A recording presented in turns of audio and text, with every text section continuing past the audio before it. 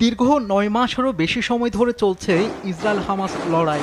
বিশ্ব মিডিয়ায় ইসরায়েলি বর্বরতার চিত্রের শিরোনাম হয়েছে বিপর্যস্ত মানবতার। এর মধ্যে একটি শিরোনাম সবার নজর কেড়েছে।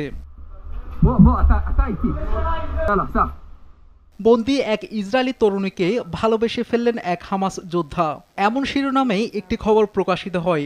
গেল ২৫ এপ্রিল চ্যানেল 12 নামে এক ইসরায়েলি টেলিভিশন সাক্ষাৎকারে এমনটাই জানিয়েছেন ওই তরুণী।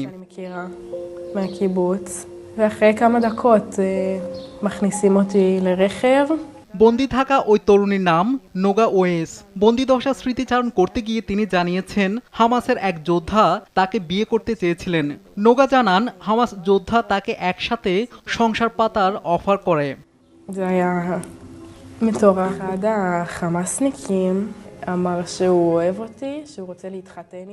মুক্তি পেয়ে এবার ইসরায়েলি সেনাবাহিনীতে নিজের নাম লিখিয়েছেন সেই নারী বন্দী।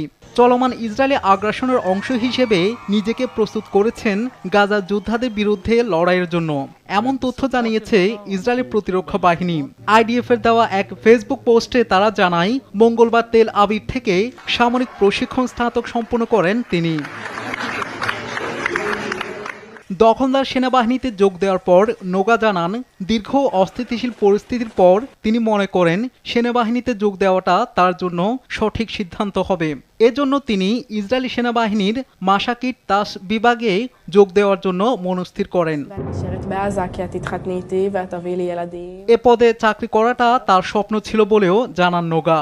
তিনি মনে করেন ইসরায়েলি সেনাবাহিনীতে যোগ দেওয়ার মাধ্যমে তিনি দেশের জন্য আরও বেশি অবদান রাখতে পারবেন এবং অন্যদের সাহায্য করতে পারবেন।